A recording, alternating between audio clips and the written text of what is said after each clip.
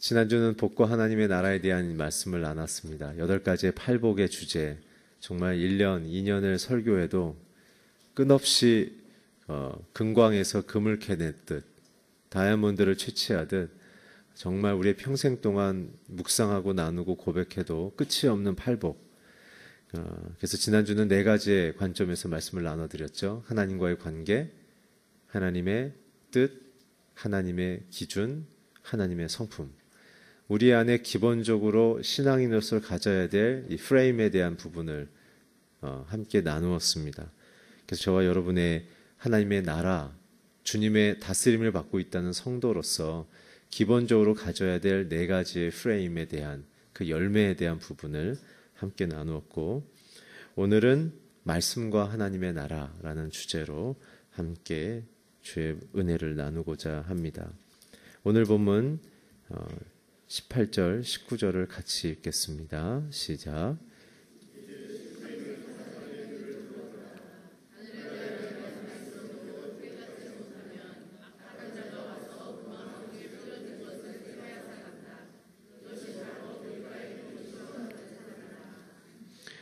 오늘 예수님께서 우리들에게 있어서 하나님의 나라, 곧 하나님이 다스리시는 성도의 삶, 결국은 그것은 하나님과의 관계라고 말씀을 드렸습니다.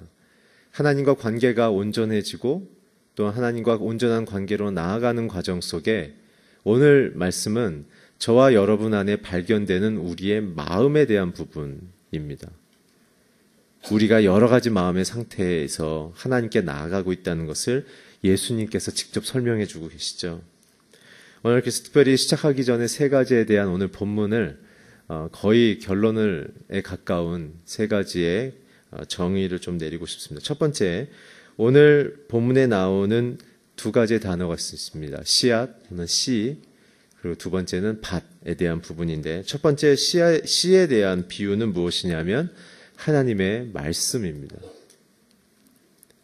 씨가 뿌려진다는 것은 저와 여러분의 마음속에 하나님의 말씀이 뿌려진다는 것이고, 밭이라는 것은 그 말씀을 받아들이는 바로 우리의 마음인데, 좀 더 구체적으로 얘기하면 밭은 예수를 받아들이는 사람의 마음이라는 것입니다.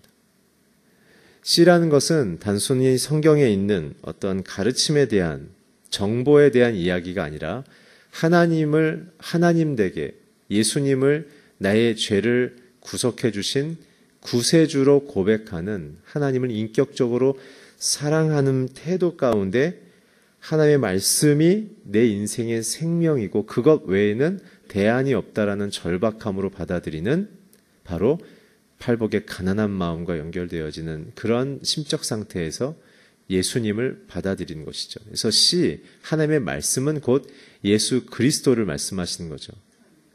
말씀이 육신이 되어 이 땅에 오셨다. 그 말씀의 인격체가 바로 예수 그리스도, 성자 하나님. 그 성자 하나님이 담고 있는 내용은 바로 복음입니다. 죄인들을 심판하러 오셨으나 죄인들에게 그 심판의 대가를 돌리지 않고 자신에게 돌리심. 그래서 십자가에 달리심. 저와 여러분이 십자가를 고백할 때 어떻게 고백해야 되냐면, 예수님이 날 위해 라는 표현보다 예수님이 내가 되셔서 십자가에 달리셨다라는 것이 더 정확한 성경적인 뜻입니다. 나를 위해서라는 것은 나의 죄성과 인격이 어떤 하나의 대상이 되어서 많은 사람들의 집합 명사 속에 하나의 요소가 되어져서 예수의 죽음이 전 시대적으로 많은 대상에게 그냥 물이 뿌려지듯 뿌려지는 듯한 그런 메시지로 오해할 수 있기 때문에 그렇습니다. 그렇기 때문에 예수의 십자가를 묵상할 땐 예수님이 죄인으로 그 십자가에 달리셨다는 뜻은 내가 되셔서, 박태영이 되셔서, 결국 십자가에 있는 예수의 그 위치는 나의 위치였다는 사실을 고백하셔야 합니다. 그래서 우리가 얼마나 죄인인 것인지를 고백하고 있어야만이 복음의 가치를 받아들일 수 있는 것입니다. 용서받은 깊이만큼이 사랑의 크기라고 말씀드렸습니다. 예수님이 나를 얼마나 사랑하시는지 그 복음의 소중함을 고백할 수 있는 그 간절한 믿음의 깊이는 내가 얼마나 죄인이고 하나님은 나의 이 죄악됨을 용서하기 위해 아들을 죽이셨다라는 그 감사함과 또한 죄송함과 또한 소중함을 동시적으로 고백할 수 있는 심적 상태가 바로 은혜라고 얘기하는 것이죠. 그래서 씨는 하나님의 말씀이며 예수 그리스도시며 바로 죄인된 저와 여러분을 살리신 복음이라는 거죠. 결국 씨를 받아들인다는 것은 예수께서 나의 죄를 위하여 죽으셨고 예수 아니면 나는 살아갈 방법이 없다라는 예수님에 대한 정확한 고백을 해내는 것을 의미하는 것입니다.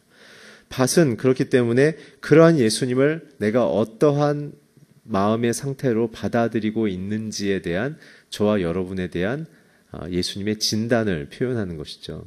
그래서 오늘 사실은 씨 뿌리는 자의 비유를 우리 편에서 좀 더 명확하게 해석을 하려면 씨를 받아들이는 밭의 비유라고도 바꿔도 무방한 것이죠.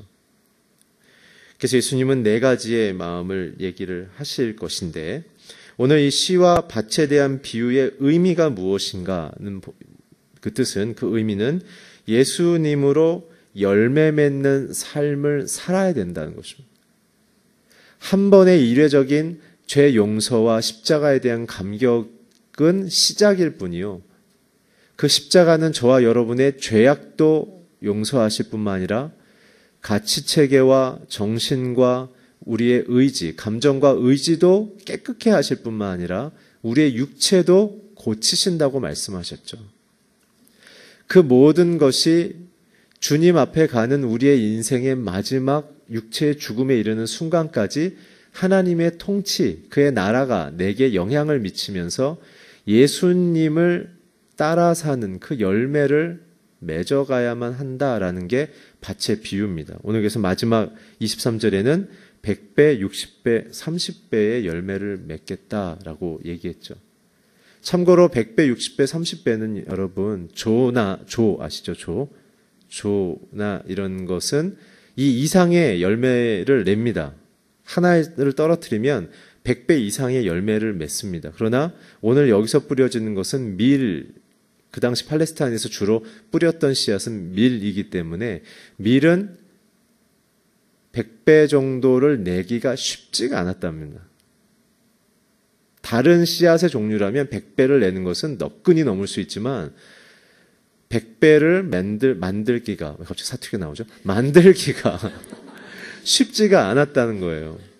저도 이제 대전에 지역화가 되는 것 같습니다. 그렇기 때문에 예수께서도 오늘 100배, 그리고 재밌는 것은 최대치를 얘기하시고 점점 최소치로 얘기를 바꿔가세요. 100배를 맺는 것이 너희들의 맥시멈 볼륨이고 60배, 30배 맺을 수 있을 거야 라고 얘기하시는 거예요. 저는 이거 굉장한 우리를 향한 격려라고 생각해요. 이게 어떤 경쟁이나 어떤 자기 포기적인 나 아닌가? 예수 믿는데 나 정말 이것밖에 안 되나라는 자기 포기적인 상태에 빠지지 않게 하기 위해서 격려해 주시는 거예요. 제가 보기에. 예수님 정말 우리를 사랑하세요. 예수님은 얼마나 많이 맺었냐라는 퍼포먼스, 실행력을 판단하는 게 아니라 하나를 뿌렸으면 그 이상을 맺는 것이 내가 너희를 향한 축복의 마음이다. 그러니까는 잘 못 맺어도 되는데 열매를 맺고 있으면 굿 이렇게 얘기해 주시는 거예요. 얼마나 격려가 되는지 모르겠어요. 그렇기 때문에 주님은 계속 얘기하시는 거예요. 저와 여러분의 마음속에 예수의 그 열매를 맺고 있느냐. 그래서 예수님께서 우리에게 우리가 주님과 하나 되어지는 이 하나님 나라 안에서 예수님과 죄 있는 저와 여러분이 하나 되어지는 연합의 개념을 설명하실 때 놀랍게도 접붙임이라는 식물적인 식물의 이 가지를 줄기에 연결하는 접붙임이라는 그 농사의 방법으로 비유하셨죠. 그러면서 뭘 얘기하셨어요? 그렇게 접붙여지면 오늘 말할 네 가지, 특별히 앞에 있는 세 가지의 상태일지라도 결국 마지막 단계에 네 번째의 마음의 밭의 상태로 너희들이 바뀌어서 이제 예수님으로부터 공급되어지는 뿌리로부터 줄기로 올라오는 수분과 영양분이 전혀 다른 품종의 이 가지에 붙여져서 열매를 맺게 되어지는, 줄기와는 다른 품종이지만 줄기와 뿌리가 갖고 있는 품종의 열매를 맺게 되어져서 이 가지의 체질 자체가 바뀌게 될 거다. 이제 완전한 변화가 일어나게 될 거다라는 은혜의 말씀을 주시는 거예요.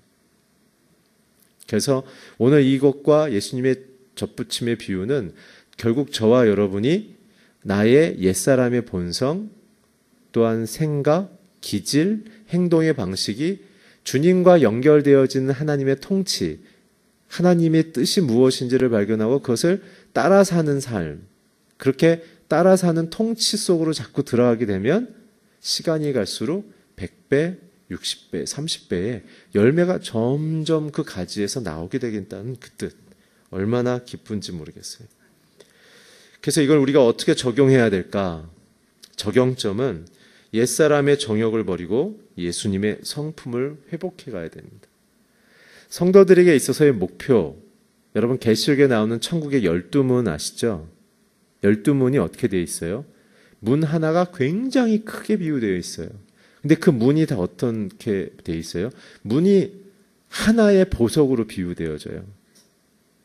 그러니까 많은 분들이 천국 가면은 보석과 영롱함이 가득한 그러한 재질이 있는 도시에서 살겠구나라는 기쁨이 있지만 여러분, 천국은요 그것 이상의 공간입니다. 우리가 알아들을 수 있는 최고의 아름다움의 물질적인 설명을 하기 위해서 천국을 그렇게 얘기했지, 천국은 그런 돌덩이의 희소성으로 만들어진 공간이 아니에요. 하나님의 영광으로 충만한 곳입니다.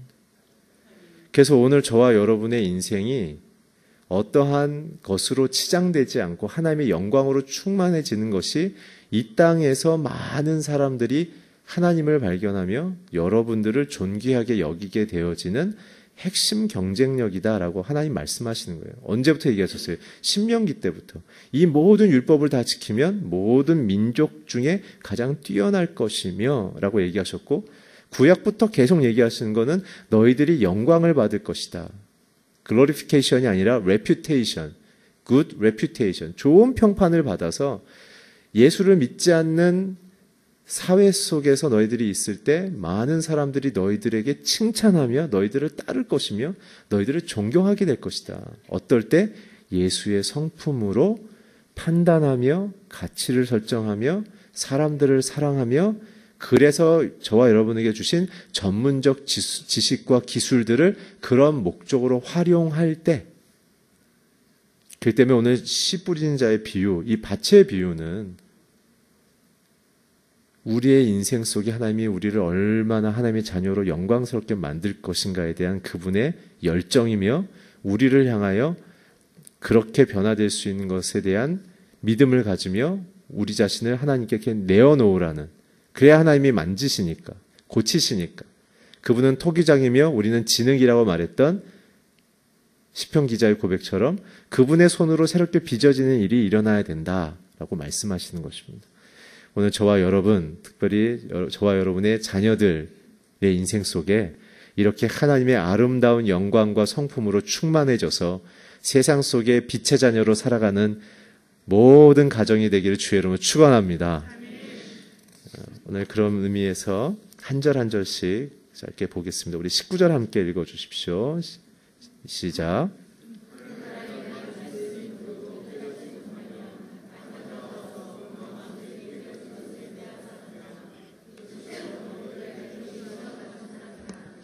첫 번째 나타나는 예수님이 우리 자신에게 있어서 제시하시는 마음의 상태는 무엇이냐면 바로 강팍한 마음입니다. 오늘 씨 뿌리는 자의 작가 말씀하시는 안타까운 심경의 첫 번째 케이스는 무엇이냐면, 하늘나라에 대한 말씀이 들려줘도 깨닫지 못하고, 그렇죠? 그렇게 되면 악한 자가 와서 그 마음 속에 뿌려진 모든 하나님의 은혜의 말씀을 뺏어가 버린다는 거예요, 여러분. 하나님의 말씀을 큐티하시고 설교를 들으시고 또한 통독하시면서 아멘 아멘 하고 받아들이고자 했지만 오늘 첫 번째 같은 강팍한 마음, 길가와 같은 마음을 갖고 있다면 다 뺏길 거다, 그 얘기예요. 열심히 들었지만 그렇게 되기를 희망하지만 다 뺏길 거다라는 거예요. 강팍한 마음은 길로 비유가 되어졌는데 예수님께서 왜 길로 비유하셨을까? 강팍이란 뜻은 단단하고 굳어진 표면을 갖고 있는 것을 강팍이라고 얘기하죠.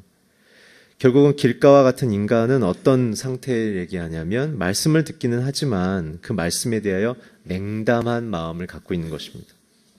아무런 감동이 없고 아무런 소중함을 느끼지 못하고 별로 거기에 우선순위를 두고 싶지 않은 것이죠.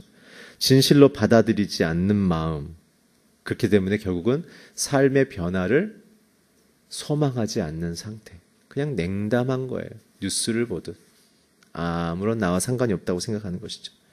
이런 사람들의 특징은 전통과 문화, 특별히 자기 주장과 고집, 그리고 사상에 사로잡혀서 오히려 말씀을 평가하고 말씀을 비판하며 말씀을 분석하고 있는 자들이 바로 강팍한 마음이라는 거예요.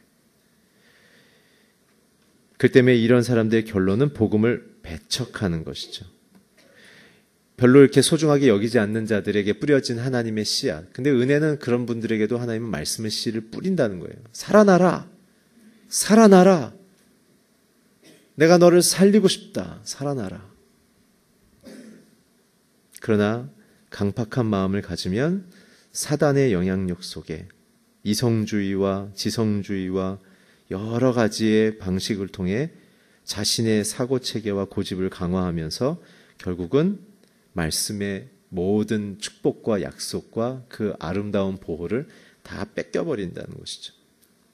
누가복음에는 조금 더 예수님이 누가의 비유를 통해 보면 재밌는 표현이 하나 더 추가되죠. 새가 물어갈 거다라고 얘기해요. 말씀이 빼앗겨짐, 그것은 결국 하나님과의 단절의 상태.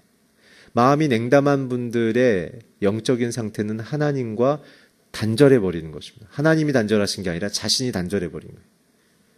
그래서 자기를 의지하죠.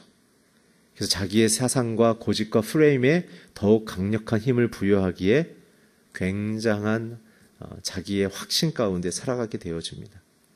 그래서 에베소서 2장 1절에서 2절에 보면 이러한 분들의 상태를 사도 바울은 말씀을 이렇게 하고 있습니다. 함께 자막을 읽어주십시오. 시작. 여러분 또한 여러분의 허물과 죄로 죽은 사람들이었습니다. 그때 여러분은 이 세상 풍속을 따라 허물과 죄 가운데 살았고 공중의 권세 잡은 자, 곧 지금의 불순종하는 아들들 가운데 활동하고 있는 영들을 따라 살았습니다. 이러한 분들은 세상의 유행과 세상의 사조와 세상의 풍조를 하나님처럼 받아들이며 그것을 신념으로 만들어서 자신의 세계를 구축해서 살아가는 것이죠. 결국은 자기가 하나님처럼 되어졌다고 생각하는 것. 이런 분들에게 하나님은 계속 말씀의 씨를 뿌리지만 그러나 사단에게 뺏기며 하나님과 단절되는 상황이 닥친다라는 것이죠. 두 번째 케이스를 보겠습니다. 우리 20절 한번 같이 보겠습니다. 시작. 돌밭에 떨어진 씨는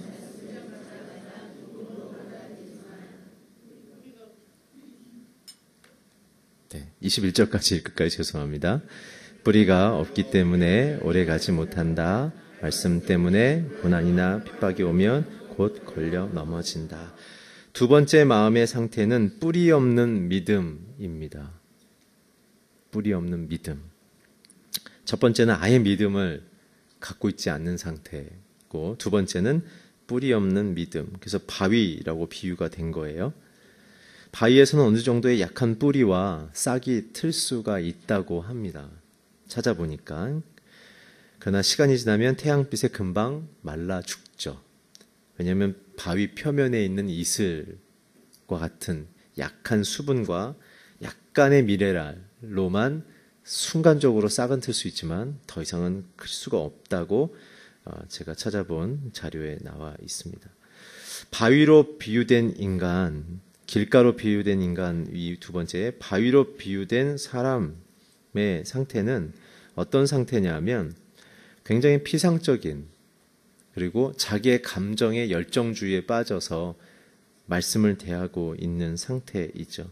그래서 자기의 마음에 합한 말씀이 나오면 굉장히 불타오르고, 자기가 찾고자 하는 답이 나오면 굉장히 몰입하다가, 그러나 하나님께서 우리에게 궁극적으로 말씀하시고 있는 그 말씀에 대해서는 별로 따르고 싶지 않은, 결국은 자기의 기호나 관심과 호기심에 하나님을 따라 살고 계시는 분들을 얘기하는 것이죠. 이런 분들은 겉으로 보기에는 굉장히 성실하고 굉장히 믿음 생활을 잘하는 것처럼 자기 스스로 생각하게 되어집니다. 그런데 어느 때 분별이 되냐면 시험이 왔을 때. 잘 몰라요. 평안할 때는 잘 모른다고 예수님이 말씀해 주시는 거예요. 문제가 없을 때는 이런 상태에 있는 마음의 분들은 자기가 믿음의 이 두 번째 비유인지를 잘 모르는데, 시험과 환란이 오게 되면 예수님을 믿기보단 자신의 본성의 계획과 판단으로 돌이켜버리는, 그래서 하나님이 이 시험과 환란 속에 어떠한 선하신 분으로 나를 이끄실까에 대한 하나님을 온전히 붙드는 믿음의 고백이 아니라, 왜 나 열심히 하고 있는데 나한테 왜 이런 일이 일어나죠? 나 열심히 할 만큼 하나님께 했는데 나한테 왜 이러시는 거죠? 이러면 안 해도 되겠네. 이렇게 돼서 하나님의 뜻을 구하기보단 자기의 생각과 판단으로 사건을 분석하고 나아갈 길을 정해버리는 것이죠. 그 때문에 이런 분들에 대한 믿음은 예수님께서 지금 말씀하시는 것처럼 일시적인 것 같다. 자신들이 좋아할 때는 정말 하나님을 따를 것처럼 보이고, 자신들이 위기에 닥치면 하나님을 버리게 되어진다 라고 얘기하시는 거예요. 여기서 우리가 하나 봐야 될 것은, 그렇다면 예수님이 이 두 번째 케이스를 통해서 우리에게 요구하시는 믿음은 무엇인가? 믿음은 반드시 연단을 통해서만 확인이 된다는 메시지입니다.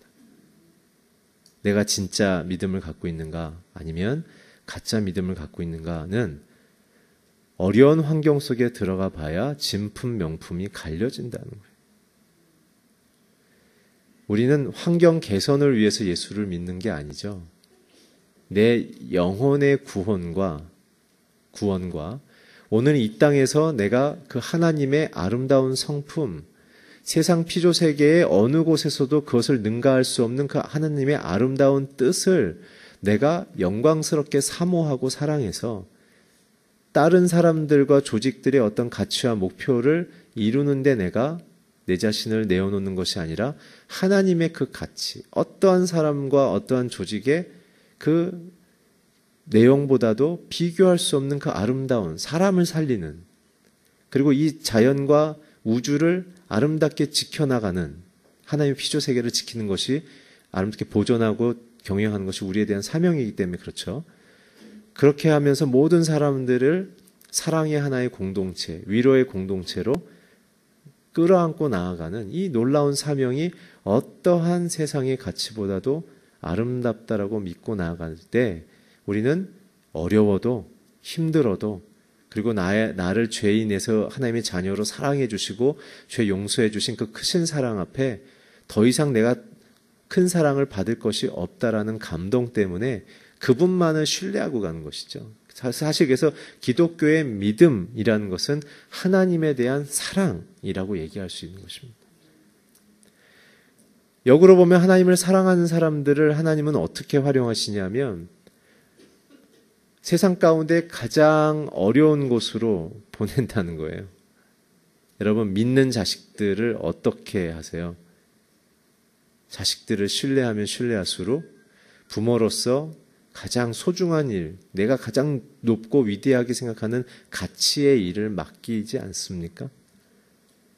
사고치고 부모를 사랑하지 않는 자녀들은 긍휼과 연민의 마음이 있기 때문에 그들에게는 중요한 일을 맡기기보단 그들이 앞으로 큰 어려움 없이 살아갈 수 있도록 적당한 재정과 적당한 기회를 주고서 그 다음에 자기 길을 가게 하죠. 근데 정말 부모와 한 마음을 갖고 있는 자녀들은 부모가 지금 드릴링하고 있는, 너무 크게 고통받고 있고 너무 소중하게 생각하고 있는 고민들을 함께 나누면서 그 일을 부탁하고 함께 참여하게 만드는 것이죠.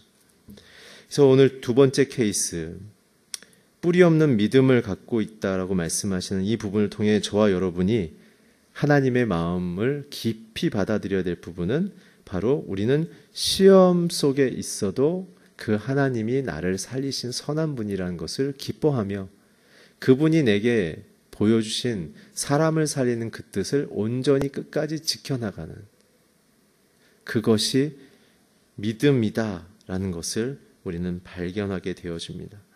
야고보서 1장 12절에도 보면 시험을 견뎌야 생명의 면류관을 받을 것이다 얘기하셨어요. 시험을 통과한 자들만이. 마치 지금 올림픽이 끌어가고 있지만 4년을 위해서 자기의 몸이 불탈 것처럼 열심히 운동을 하고 그러고도 올림픽 무대에 선 것만으로도 기뻐하는, 메달 따는 것은 더 어려운 일이죠. 그렇지만 주님은 하나님 앞에 선택되고 그렇게 자신을 맡긴 믿음을 갖고 있는 자들은 면류관을 주겠다라고 말씀하시는 겁니다. 사람이 어떻게 명예로워지는가? 그것은 건강한 가치를 따라 살 때입니다. 저와 여러분이 예수님의 이 아름다운 가치와 명령을 따라서 살아가며 여러분들의 인생을 통해 수많은 영혼들이 살아나는 역사가 일어나기를 주의 이름으로 축원합니다. 세 번째 22절을 같이 한번 읽어주십시오. 시작. 또 가시덤불 가운데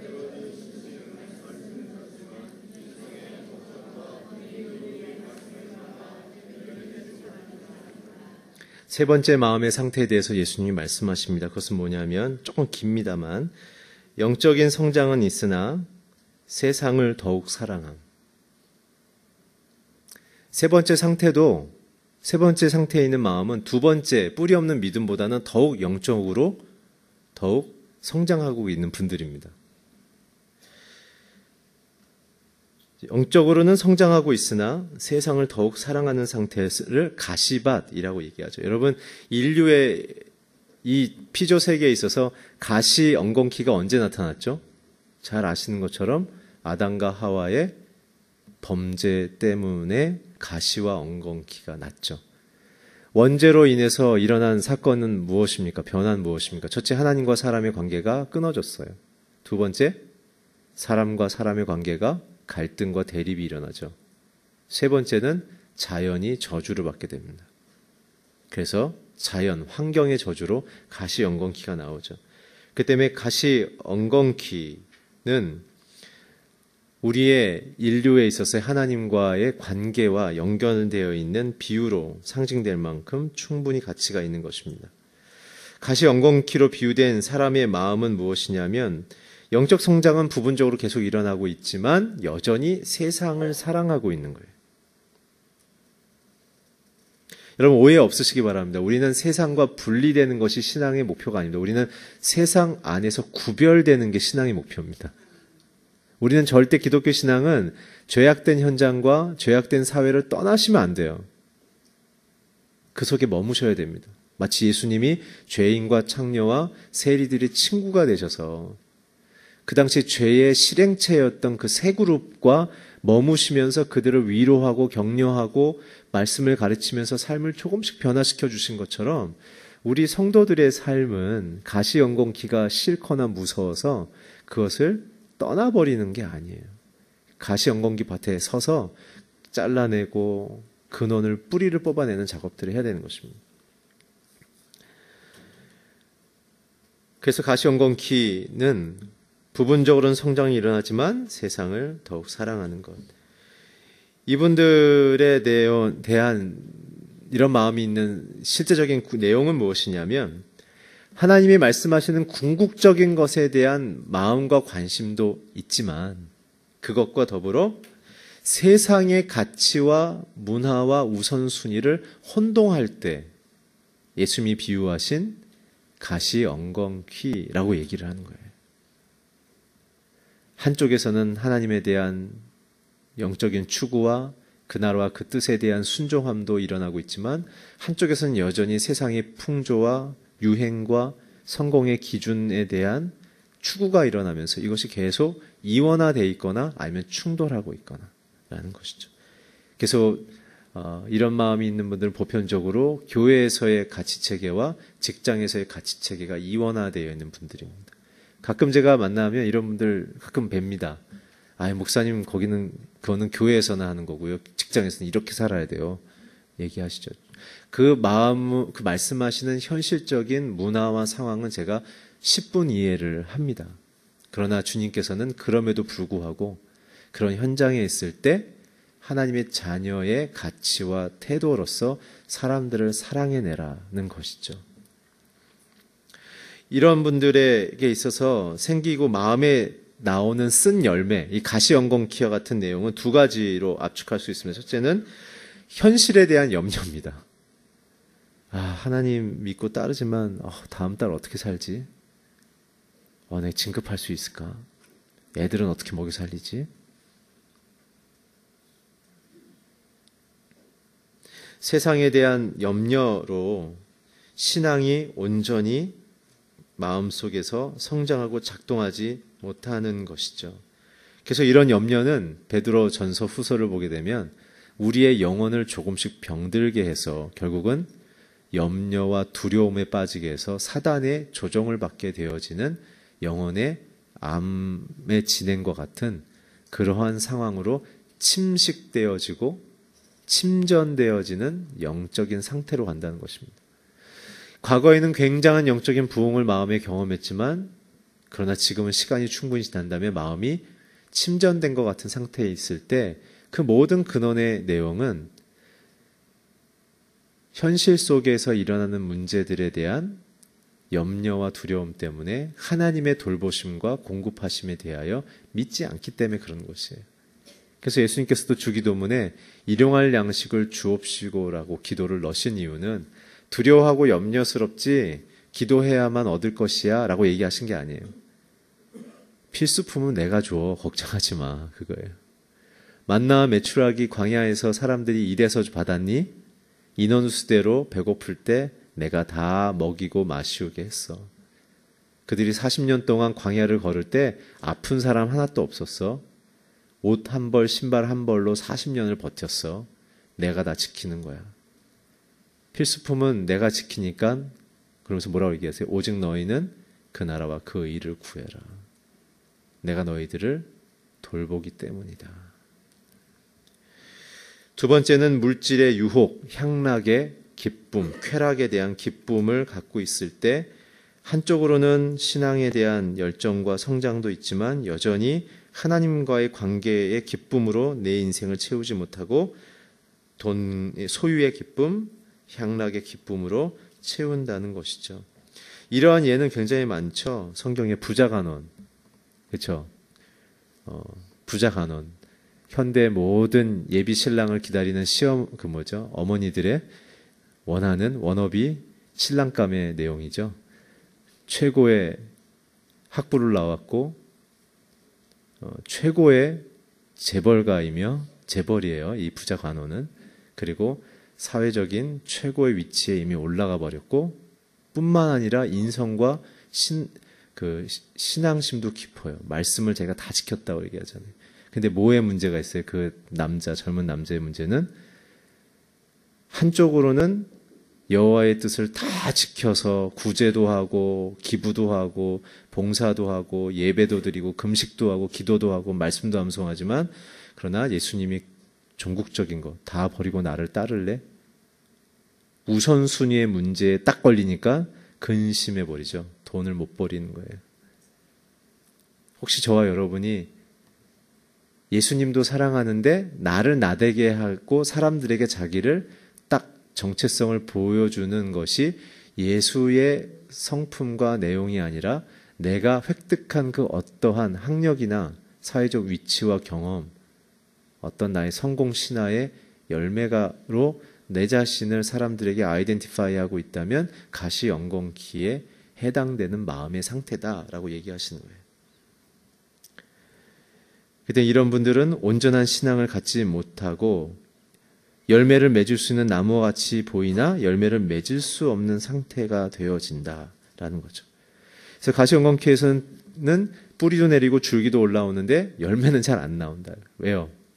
제가 찾아보니까 이 잡초 있죠, 잡초. 가시연공키에 대한 부분을 조금 더 빨리 이해하려면 여러분 잡초가요, 생명력이 굉장하다고 합니다. 잡초의 특징은 빠른 성장과 흡수율. 그 때문에 이게 굉장히 그런 거예요. 그래서 일본의 동경농대에 있는 어떤 교수님의 제가 논문을 찾아보서 읽어봤더니 설교하려면 참 힘듭니다. 여러 가지를 다 봐야 돼요. 이분의 비유는 잡초를 제거한 논보다 잡초를 제거하지 않은 논의 결실률이 이 개체수는 좀 줄어드는데 이 벼의 줄기의 개체수는 줄어들지만 수확량은 조금 더 는답니다. 그래서 왜 그런가? 그분의 결론은 이 벼들이 잡초보다 훨씬 더 경쟁하려고 살아남으려고 하다 보니까 개체수는 줄지만 이 열매를 맺는 수확률은 단위별로 상대적으로 잡초를 계속 제거해 준 거와 상대적으로는 더 크다는 거죠. 그렇기 때문에 엉겅퀴가 있게 되면요, 개체수는 줄어요. 그리고 우리 안에 있어서 무엇인가 그런 자신을 발견했을 때 하나님, 내가 정말 다시 하나님의 이 세상을 사랑하기보다 하나님을 사랑하길 원합니다 라고 얘기하면 우리는 얼마든지 아름답게 변화될 수 있는 거예요. 이 앞에 있는 세 가지 케이스에 대한 예수님의 진단은 결국은 마지막 네 번째 케이스로 우리를 인도하고 싶다라는 그분의 열정이자 또한 목표를 제시하십니다. 마지막 우리 23절 한번 같이 읽겠습니다. 시작.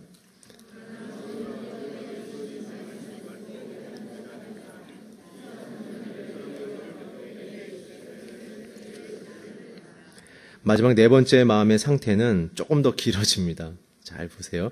예수를 온전히 사랑하며 모든 가르침을 받아 따르는 마음입니다. 받아들이는 마음. 마음, 카르디아라는 뜻은, 오늘 여기 예수님께서 마음, 카르디아라는 뜻은 인간의 영적, 지적, 의지적인 요소가 다 있는 곳이니까 마음이 움직이는 대로 우리의 지성, 의지, 그 다음에 행동이, 감성이 움직여진다라는 뜻이에요. 오늘 여기서 말하는 좋은 열매를 맺는 밭에 대한, 사람에 대한 부분은 결국은 하나님의 목적을 정확하게 집중한 사람, 하나님의 목적에 정확히 집중한 사람, 돈벌이나 사리사욕 같은 현실적인 성취에 몰두하지 않음이에요. 몰두하지 않은 것이 몰두하지 않을 뿐이지 그것에 대한 성실함은 유지해야겠죠. 우선순위와 가치체계에 대한 문제입니다. 그리고 하나님이 이 우주를 통치하시고 창조하시는 그분의 지혜와 관점, 그리고 목표가 무엇인지를 깊이 발견하기를 원하는 자들이 바로 많은 열매를 맺는다는 거예요. 아까 초두에 말씀드렸던 예수님의 젖붙임의 비유의 핵심은 뭐냐면 가지가 열매를 맺는데 기여하는 것은 공급된 내용을 온전히 받아들이면 저절로 열매를 맺겠다고 예수께서 그때 비유를 얘기하세요. 저절로. 그러니까 뿌리와 줄기가 열매를 맺게 해주는 거지 가지가 열매를 맺기 위해서 뭘 이렇게 하는 게 아니에요. 아시겠죠? 그러니까 저와 여러분이 주 앞에서 해야 될 것은 내가 주님을 위해서 무엇을 할까 이전에 주님, 내가 어떠한 사람이 되길 원하십니까? 라고 우리의 마음밭이 이 마지막 옥토처럼 바뀌는 작업을 해야 돼요. 그래서 기경이란 단어를 잊지 마십시오. 보통 한 번 농사지면 갈아엎잖아요. 그렇죠? 그리고 6년 농사지면 7년째는 그 땅을 쉬게 합니다.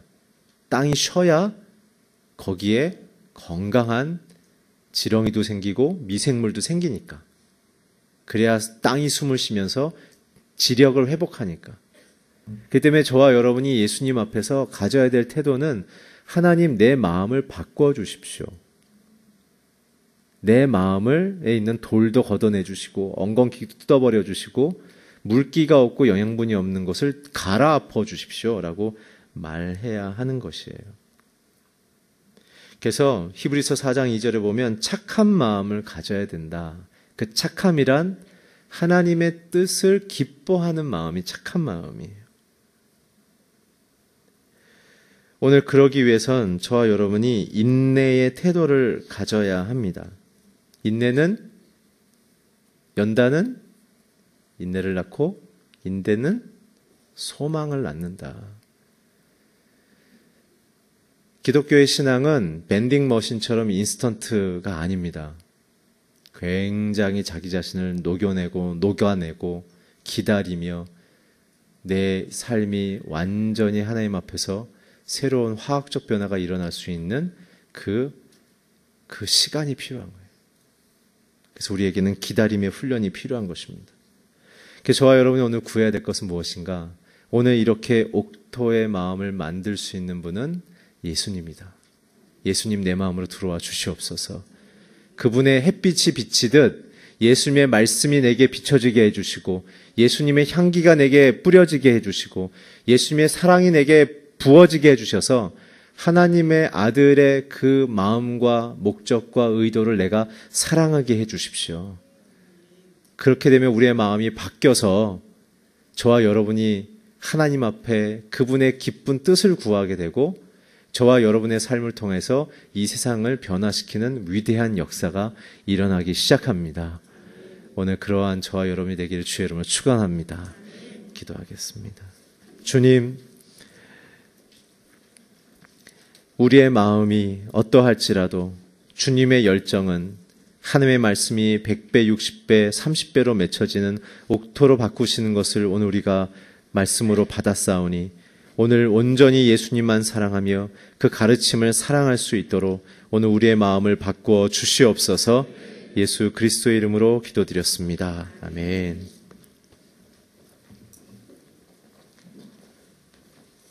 다 함께 일어나서